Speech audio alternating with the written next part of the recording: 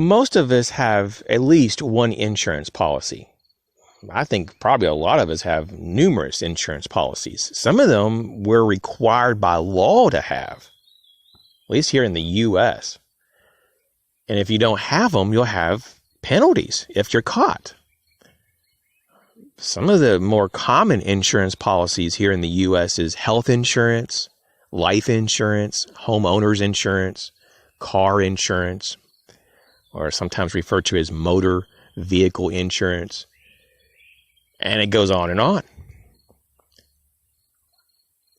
Now, when it comes to preparedness, that too is a type of insurance policy. I get comments a lot like, well, it's very unlikely to use any of this prepper stuff. So I think it's just a waste of time and you guys are paranoid. I get that from time to time. And I typically just blow it off. I'm like, these people are just really going to be in for a surprise when the world doesn't conform to their needs, right? And we see this all the time. People just surprised by what happens in their life. And while you may never have like an emergency that is like statewide or nationwide or even citywide, you will pretty much be guaranteed in your life to have at least one or two or more personal emergencies or crises. And I can tell you that I'm not that old, and I've had a number of surprises in my life. Health surprises, economic surprises, just relationship surprises, and these were not like good surprises.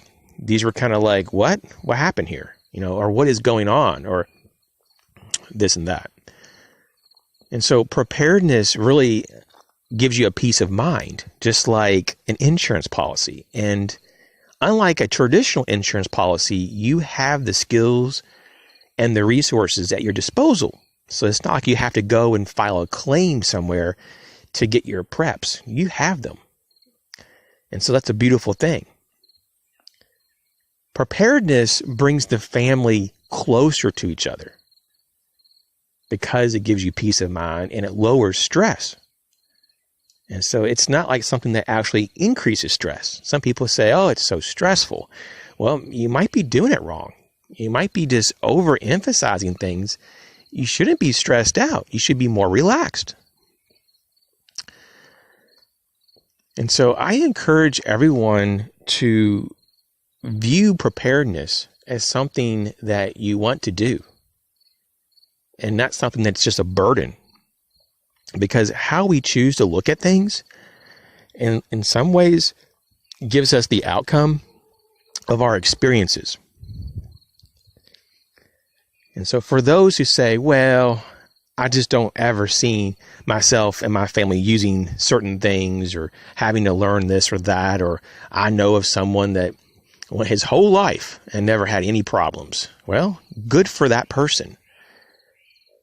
But I would imagine the story is a lot more interesting and a lot more adventuresome than what you're probably saying. And there's been things that were probably more unexpected than what was, kind of led to believe.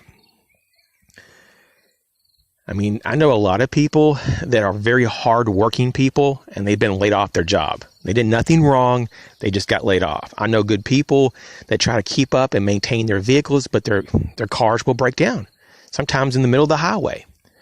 I know of people that try to be self-sustainable, but because of storm systems, that they ran out of groceries. A few years ago, there was a bad snow and ice storm, and basically my neighborhood was kind of landlocked for 2 weeks. And there were some people that ran out of food. Now, they didn't mean to run out of food. It just happened because they couldn't resupply themselves. And this is what I mean by things happen. And it doesn't even have to be that outward. It could just be something that affects you personally, you and you alone. But it matters. It matters if you have an emergency fund or not. It matters. So, I want to thank everyone for checking the channel out, for watching this video. You guys take care.